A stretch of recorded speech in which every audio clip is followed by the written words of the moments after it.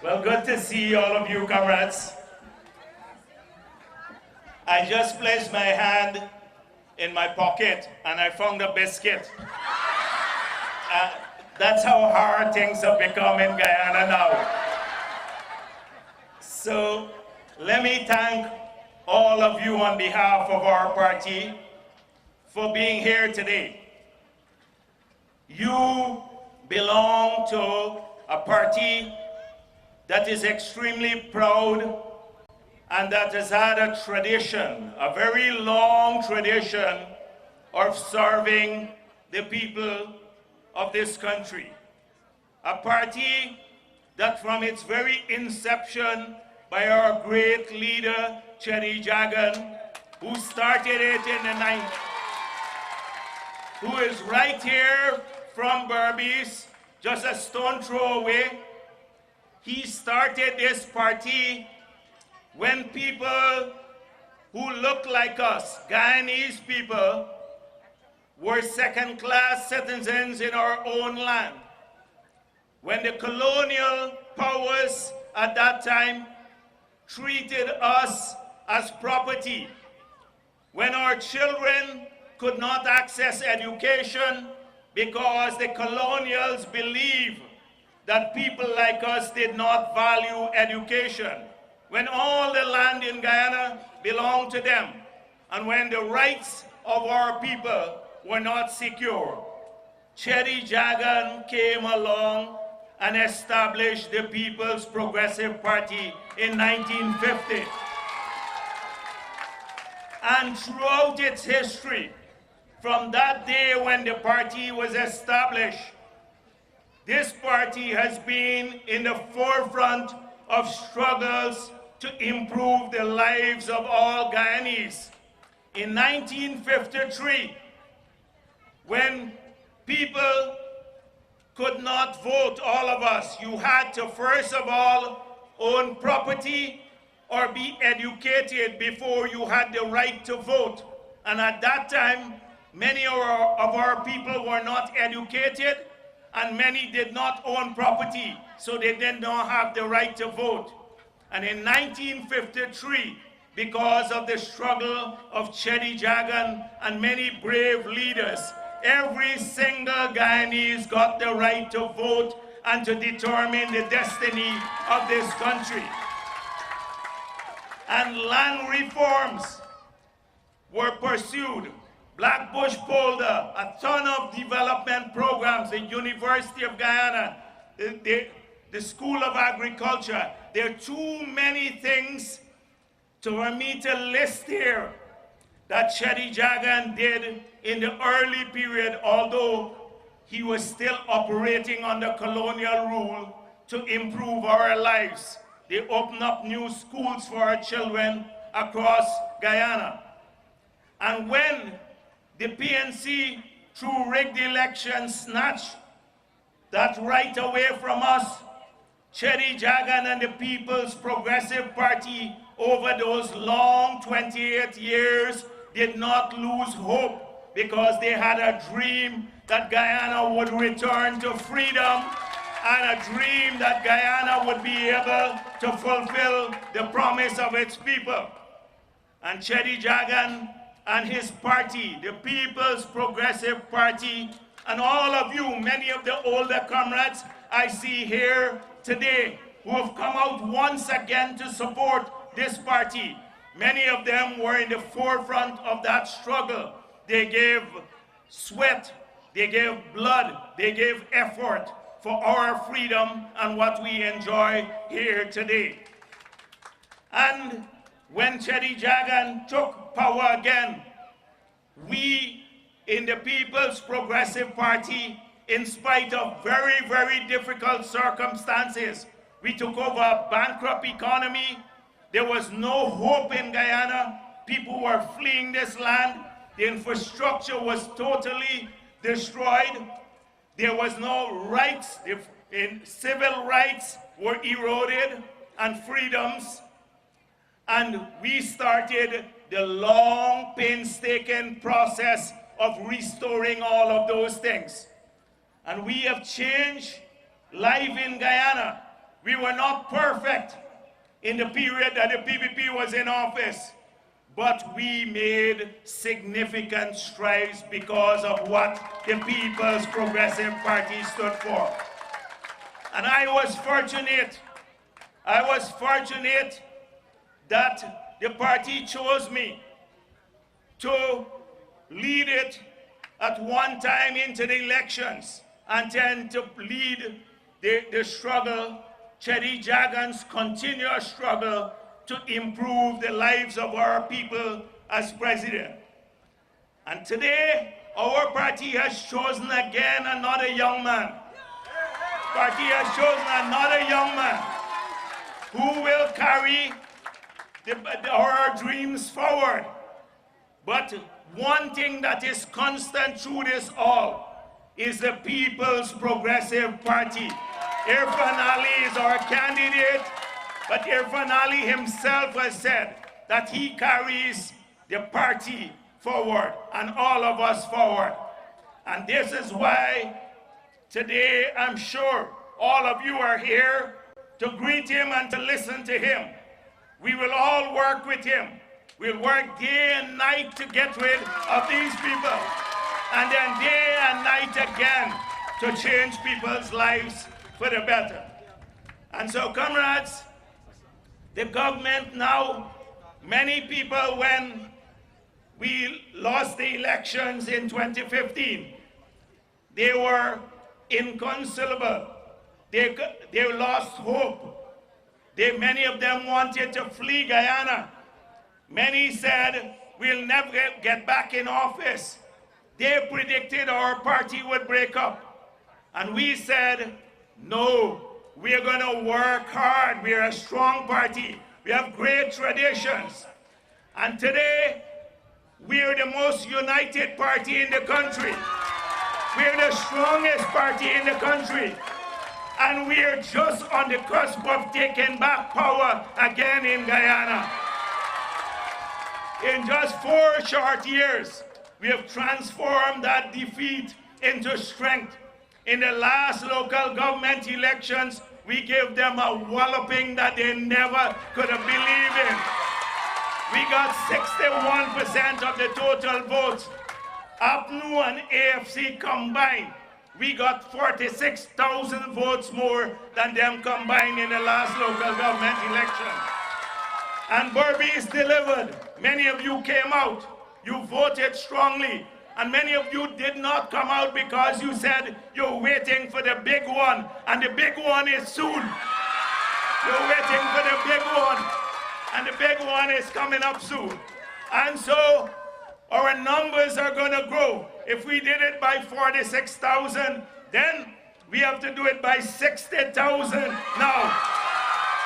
So there will be no doubt about who won the elections when the ballots are counted and Irfan Ali is declared the president of Guyana. This is vital, comrades. We have to win a big margin that requires every single one of us, regardless of what we believe in, regardless of our differences. All of us are one and one team, the team PPP. This PPP team is a strong team. It has withstood the test of time. This PPP team from Chedi Jagan days is about a team that includes people of every race, every religion, every gender, every class of people. We're all family, one big family in this PPP. And this family has done well for Guyana. It has held Guyana up to great heights. And so I expect all of you to work, every single one of you, to follow what's going on at the national level. Get ready, work hard, so that we can take our country back and return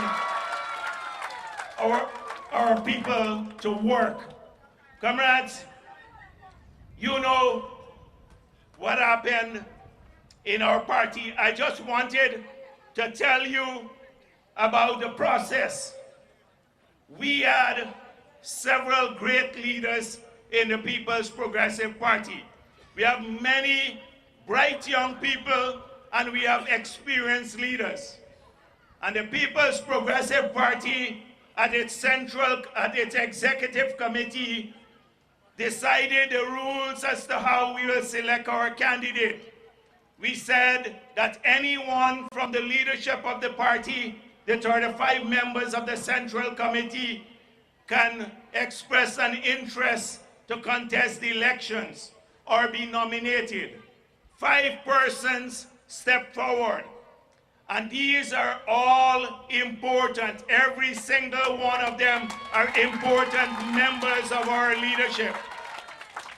And they all were given the opportunity to make presentations to the entire Central Committee of the party.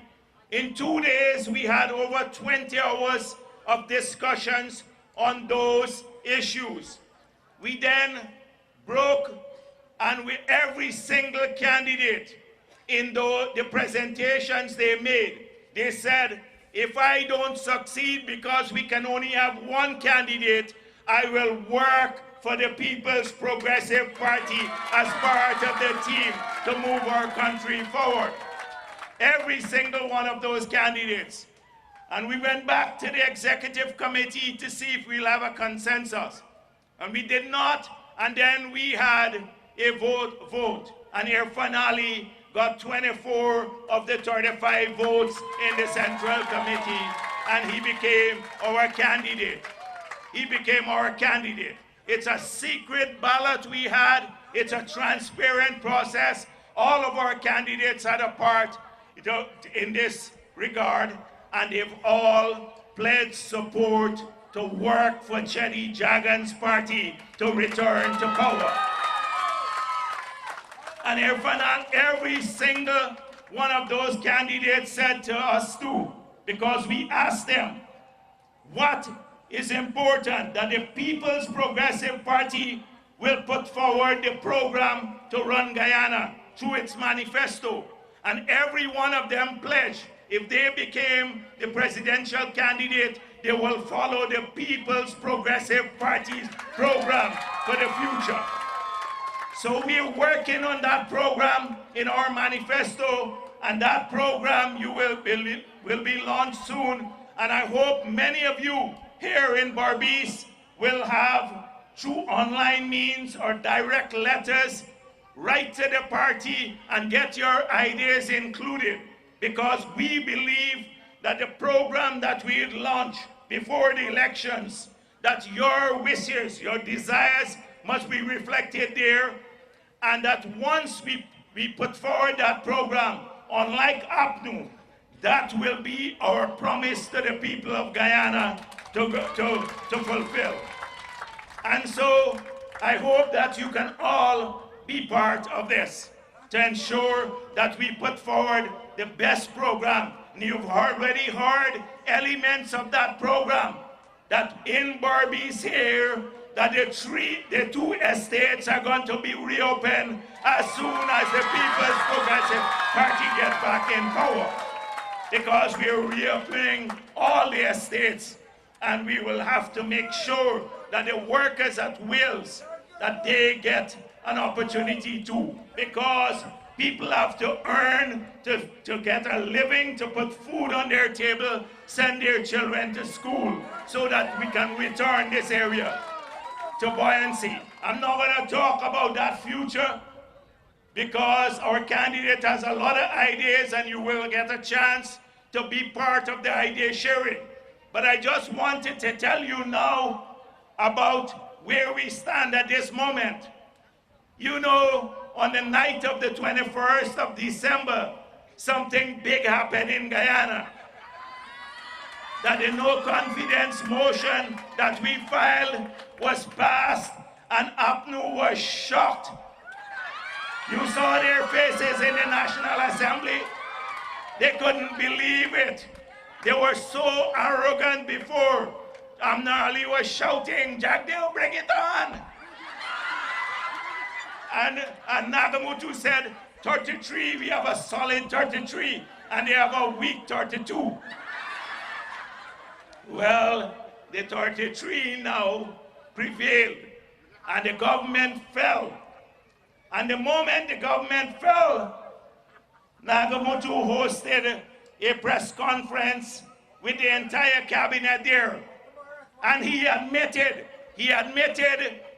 that the government has fallen, that consequent to Article 106(6) of our Constitution, that the government should resign, because that's what Article 106(6) says. The cabinet, including the president, shall resign.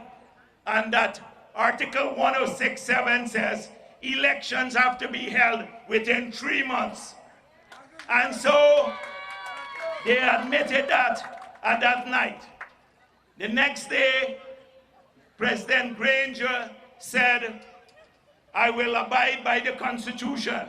And he accepted that the government had been defeated by the vote of no confidence in the parliament.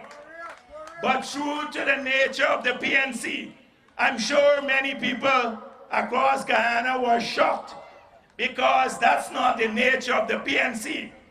The PNC will cling on to power up to the last day before we kick them out of office. They will cling on using every means. We have seen this from the period that they've been in office, how accustomed they have grown to undemocratic practices. And so, true to the very nature, we saw them retreating from the acceptance that the no confidence motion had succeeded. And then they said they will write the speaker to reverse the decision that took place there. And the speaker refused to do so. He said, I have the authority to do so, but I decline to do so. And you can approach the courts, but that will be to guide me in the future. Clearly, he implied that it had no application to the current situation. And so, when the writ appeal to the speaker failed, something happened even further. The legislature in Guyana, the second branch, there are 3 branches of government: the executive, the legislature, and the judiciary. So the legislature has clearly spoken that this government now has fallen. And then they approached the courts. They went to the court on 2 arguments. Even the children are laughing at Nagamotu. Have you seen him? Talking about we need a replay. We need a cricket replay now. See if the ball edge, if Charandas edged the ball in Parliament because somebody bowled a bouncer. This man is a jackass, pathetic. And he's really unbelievably inane, stupid. I can't find better words for it. And tomorrow they're gonna cuss me in the media for calling him a jackass here today. But how can you have a prime minister with such low integrity?